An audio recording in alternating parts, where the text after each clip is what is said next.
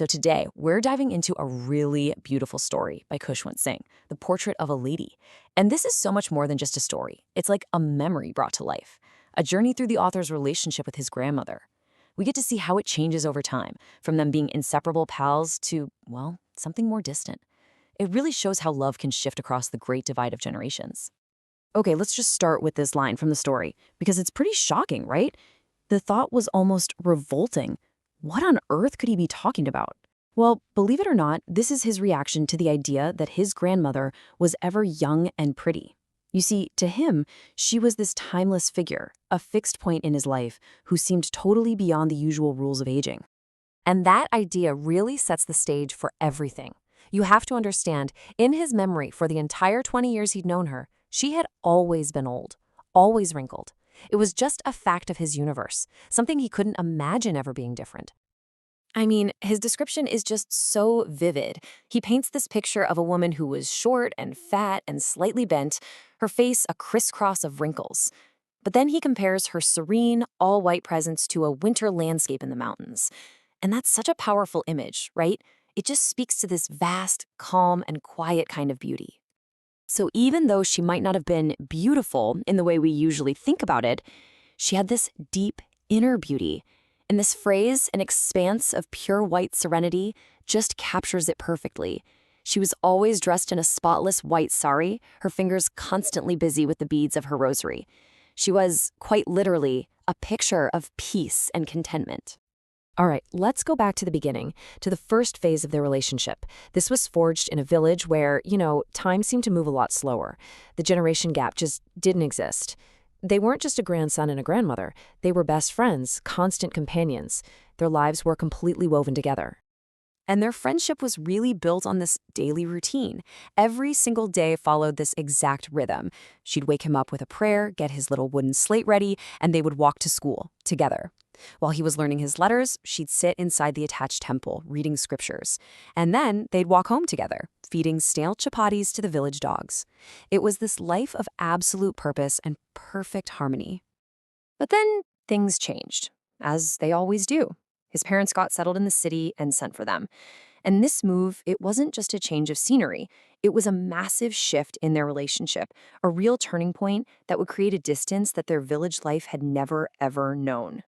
The author just says it so plainly, but man, it carries so much weight. That was a turning point in our friendship. That one sentence, it's the end of an era for them and the start of them slowly, sadly drifting apart. So what happened? What caused this big divide? Well, the biggest reason was school. And when you see the two side by side, it becomes so clear. The village school, with its alphabet, morning prayers, and scriptures, that was a world she understood. But the city school, with its English and science and music lessons, which she thought were kind of improper, that was a world she just couldn't be a part of. This huge cultural and generational gap had just opened up right between them. And this quote really gets to the heart of her sadness. It wasn't just that she couldn't help him with his homework anymore. She was genuinely upset that his new education had no room for God, no room for the scriptures. The spiritual connection that was at the core of their life together, it was just gone. And just like that, he says, the common link of friendship was snapped. Even though they shared a room, they barely saw each other. And then, when he went off to university and got his own room, well, that was it. That was the final thread, and their separation was complete. So what do you do when you're faced with that kind of isolation? Well, the grandmother's response is just a masterclass in quiet dignity. She never complained. She didn't make a fuss. Instead, she just retreated into her own world. And in that solitude, she found a new and really unexpected kind of friendship. He says she accepted her seclusion with resignation. Her life found a new pattern, but this time it was a solitary one.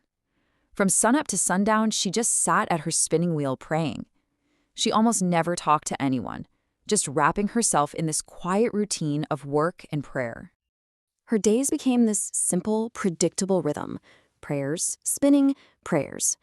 But within this quiet life, there was one little slice of the day that was full of pure joy, a moment that belonged only to her and her new friends. And this was it, the happiest half hour of her day. Every afternoon, she would feed the sparrows. And we're not talking about a few birds. Hundreds of them would show up, creating what he calls a veritable bedlam of chirpings. They'd land on her legs, her shoulders, even on her head. And in a life that had become so silent, this was her time for joyful noise. She never pushed them away. She just smiled. Okay, so now we come to the final chapter. The author comes home after 5 years of studying abroad. He says he was half expecting that she might be gone, but she wasn't. She was right there at the station to meet him. And her farewell to the world was going to be just as unique as the life she lived. That evening, when he got back, something completely out of character happened. For the first time that he could ever remember, she didn't pray. Instead, she got all the women from the neighborhood together, found this old, worn-out drum, and just sang for hours. Sang songs about warriors coming home. It was this fierce, joyous celebration, and a total break from a lifetime of quiet routine. The next morning, she had a bit of a fever. But she knew. She calmly told the family that her end was near and that she wasn't going to waste her last moments talking. She was going to spend them praying. And so she lay there, peacefully, until her lips stopped moving and the rosary fell from her fingers. But as the family prepared for the funeral, there was this unspoken question hanging in the air. What about her sparrows? How are these hundreds of little creatures who brought her so much happiness going to react now that she was gone? And what happened next is just unbelievable. As they were about to take her body, thousands of sparrows flew in and landed all over the veranda and in the room. But there was no chirping, not a sound.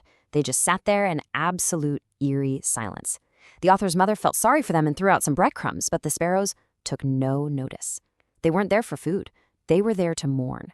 And when the family carried the body away, the birds just flew away, just as quietly as they came. And that just leaves us with this one last thought.